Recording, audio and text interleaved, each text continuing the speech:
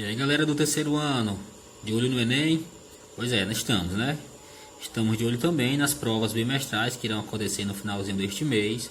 Então a aula de hoje, né, é a continuidade daquela série de videoaulas. Dessa vez vai ser um pouco diferente, não vou aparecer.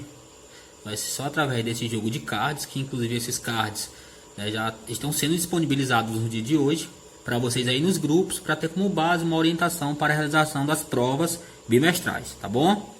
Então nada diferente do que a gente estudou durante o período. Então vai ser uma revisão de todos os assuntos que nós estudamos no terceiro período. E aí está exposto para vocês a Primeira Guerra Mundial, de 1914 a 1918. Sobre a guerra, sobre a prova em relação a essa temática. Que a gente precisa analisar, o que nós precisamos estudar, professor? Pois é, as causas. Porque a guerra, para acontecer, ela tem que ter uma causa, ou as causas. E nós vimos que tudo está relacionado ao fortalecimento, né, das indústrias. Logo após a terceira fase da Revolução Industrial, nós estudamos finalzinho do século XIX e início do XX. Né, a Alemanha, a Inglaterra, a França como as potências europeias no que diz respeito à produtividade, ao desenvolvimento econômico, à busca pelos novos mercados. Né, levando aí no segundo ponto uma forte disputas imperialistas, ou seja, buscando novas colônias, novas matérias-primas e novos mercados para a influência econômica. Então, no mesmo patamar, no mesmo ritmo, essas potências que eu acabei de citar levaram uma disputa acirrada por territórios. Tudo bem? Outro ponto que vai somar para causar a guerra vão ser as disputas nacionalistas. Disputas essas que aconteceram muito antes, né, do clima de guerra ser criado. Nós vamos ter o pan-eslavismo, né, o pan-germanismo, o revanchismo francês, talvez o epicentro, né, dessa acirração por territórios. Nós vimos que franceses e alemães já se envolveram em uma guerra aí no finalzinho do século XIX, disputando a região da Alsácia e Lorena. Os alemães se deram bem e isso feriu o orgulho francês, né, o nacionalismo francês, e aí eles nunca esqueceram, pensavam numa possível revanche. E o clima da Primeira Guerra Mundial ajudou, né, a esse pensamento. E aí nós vamos ter uma rivalidade na região dos Balcãs, né?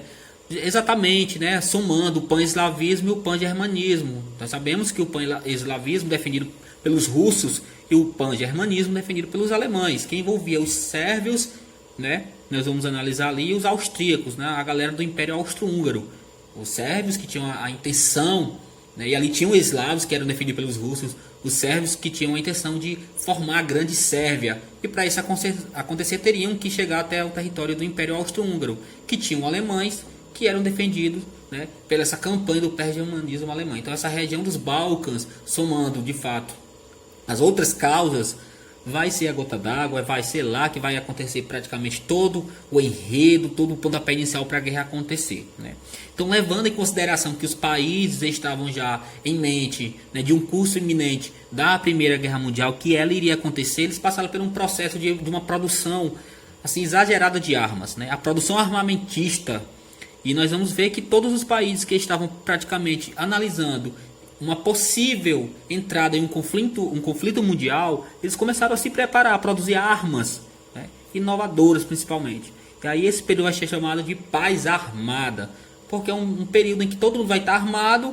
De início ninguém vai decretar guerra a ninguém, declarar guerra a ninguém, porque está todo mundo armado no mesmo ritmo. E se isso acontecesse, consequentemente seria o início do conflito, né? Uma paz forçada.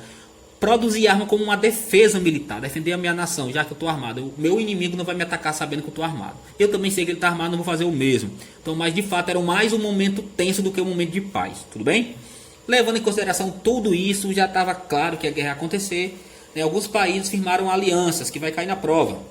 Né? Foram duas, a Tríplice Aliança e a Tríplice Entente. E nós temos que saber quais eram as formações, quais eram os países. Não está aí, mas vocês têm que aprender, têm que estudar. A Tríplice Aliança, liderada pela Alemanha, o Império Austro-Húngaro e até 1915 a Itália. Né? E a Tríplice Entente, defendida pela Inglaterra, pela França, né, e pela Rússia. E a Rússia vai sair em 1917. Então esses são os países, né, que se envolveram, que firmaram essas alianças. Tudo bem?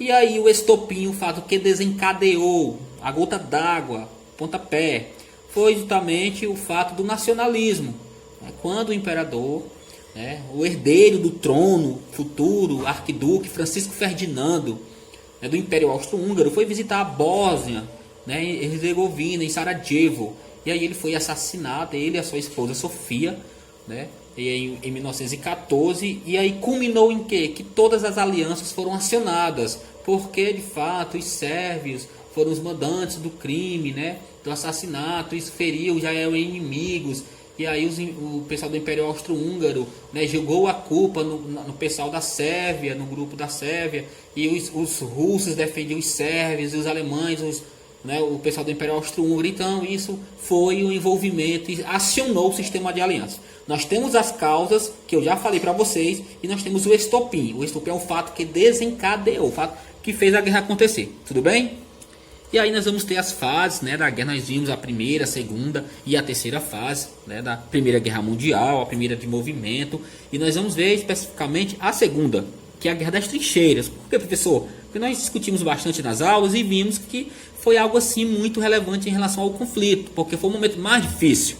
E nós lembra que a gente leu os relatos de soldados, né, que deixaram em arquivos, nas suas cartas que mandavam, dizendo que muitas vezes até os seus chefes escondiam o convívio, ou seja, o cotidiano dentro de uma trincheira, né, naquelas valas subterrâneas, né, de conviver com insetos, com mortos, com feridos, com péssima alimentação, com péssima condição de água, enfim.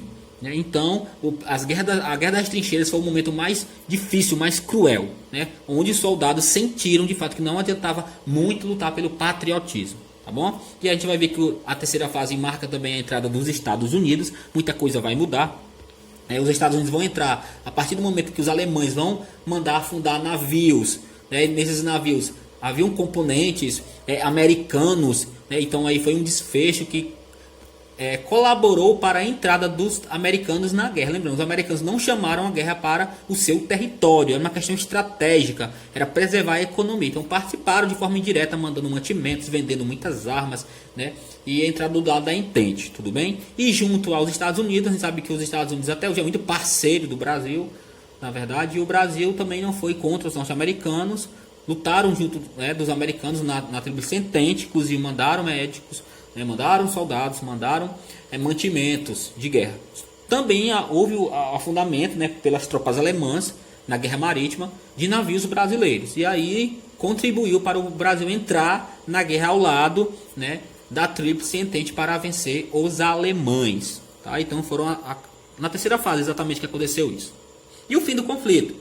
Com a entrada dos Estados Unidos facilitou, porque os Estados Unidos eram um momento que estava quase decidido, né? Todos os países, todos os lados, todas as tríplices estavam arrasadas, as economias até ali estavam destruídas, fábricas, né? Pontes, campos de plantações, muitos civis já tinham morrido, muita gente já. E aí praticamente entraram no finalzinho, a guerra estava decidida.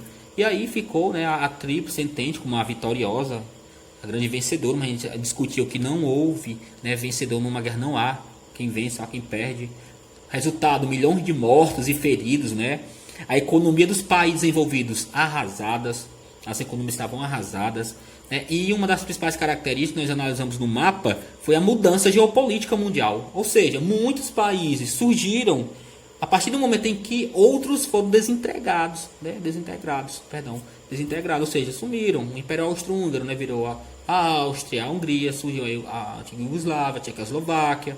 E aí a gente vai ver uma mudança, o Império Russo não vai ter mais, vai ser já a União Soviética. Então muita mudança geopolítica, além de um desequilíbrio econômico na balança europeia principalmente, né? E aí a gente vai ver que um dos resultados essenciais vai ser a ascensão econômica dos Estados Unidos, ou seja, o crescimento econômico da produção americana. Porque a partir do momento que os europeus saem da guerra feridos, a indústria europeia ela vai ser substituída pela forte, né, indústria americana. O continente americano agora é o centro econômico do mundo, simplesmente pelo fato dos Estados Unidos não terem trazido a guerra para o nosso continente, né? E aí se preservaram. E houve o Tratado de Versalhes. De início, a intenção era garantir a paz entre as nações para que não passasse pelo novo conflito. Mas a gente sabe que o tratado que foi assinado na França, né, em Versalhes, só tinha como objetivo punir a Alemanha, que foi considerada a culpada da guerra, né? E os alemães tiveram seu exército limitado, a sua produção industrial limitada, tiveram que ceder territórios aos vencedores, né? Devolveu a Alsácia-Lorena, né? A França, que isso mais na frente vai gerar outro revanchismo, agora não é francês, é o revanchismo alemão na liderança de Hitler com o nazismo, tá bom? Então o Tratado de Versalhes tinha esse objetivo, punir a Alemanha considerada a culpada da guerra. E para finalizar, tá aí o resultado maior, né, da guerra, foi a crise de 29, a crise da balança americana. E a gente sabe que quando acabou a guerra, os Estados Unidos começaram a produzir de uma forma eufórica, né, tanto internamente como para exportar externamente. Os Estados Unidos recuperaram praticamente a economia europeia, né, cedendo empréstimos, financiando e vendendo muita coisa para lá, né? E aí quando os Estados Unidos se dão conta de que o consumo aumenta, então eles começaram a produzir mais do que, né, o estimado, como nós discutimos nas aulas aí. E aí houve a chamada superprodução, tanto na indústria como nos setores agrícolas. E aí chegou um momento em que se produziu tanto que faltou comprador, né? A venda estava maior do que a procura, a oferta de produtos. E aí gerou um colapso, né? Porque eles não conseguiram desestocar a mercadoria, né? A produção. E aí pegou em cheio a balança americana, né? A bolsa americana, e houve o crash, ou seja, a queda das ações em Nova York, né? A desvalorização dessas ações, justamente porque produziu muito, não teve comprador, quem tinha ação percebeu que não tinha mais futuro continuar com essas ações e tentaram vender antes que ela perdesse mais os preços ainda, né? O valor. E as consequências de tudo isso, né? Nós vamos ver. Houve uma redução da produção. O que é que vai produzir numa crise? Para quê? Para ter mais prejuízo? Reduziu as vendas, né? Justamente por isso, porque teve que reduzir a produção, e aumentou o desemprego, porque muita gente foi colocada para fora, as fábricas fecharam, reduziu a produção, vamos ter que parar de produzir, então vamos demitir muita gente, e muitas pessoas passaram fome, porque a maior parte da população viviam desse salário que tinham, né? A maior parte da população chegou, né, a ter milhões de desempregados, em situação crítica mesmo, né? E como foi que essa crise foi repercutida no mundo inteiro? Bom, o mundo, quem dependia dos Estados Unidos, caiu junto. E aí no Brasil não foi diferente, o Brasil era o maior produtor mundial de café, líder de 70% de toda a produção mundial, né? O Brasil produzia sozinho 70%, era muito café, e os maiores compradores eram os norte-americanos. Então, durante o governo, né, no fim da República Velha ali, né, na transição do governo oligárquico para o governo Vargas, o café foi atingido, a economia cafeira foi atingida. E todos os setores econômicos caíram junto, porque a economia brasileira girava em torno da economia do café. Dependiam disso. Então, como os Estados Unidos reduziram a compra, porque o Brasil não poderia mais vender, porque eles estavam arruinados na economia, houve o desespero da produção cafeeira, né? E Vargas chegou a queimar 80 milhões de sacas de café para estabilizar o preço, né? E tentar salvar a produtividade. Tá? Então, o Brasil sentiu dessa forma a crise do café. E, por último, a solução, né? Com a eleição do Franklin Delano Roosevelt, presidente dos Estados Unidos, em 1933, ele cria um plano chamado New Deal, né?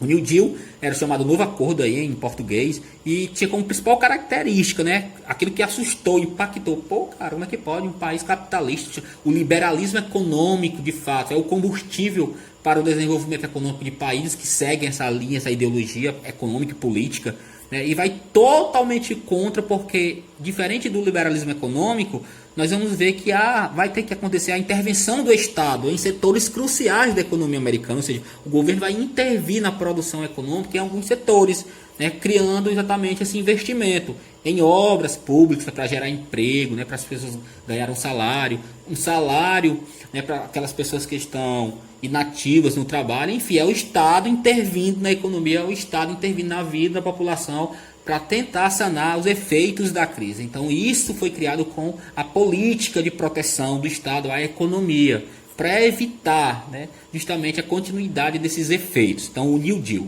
Então, meu povo, é isso. Mais tarde a gente discute na aula. Fica de olho e um abraço.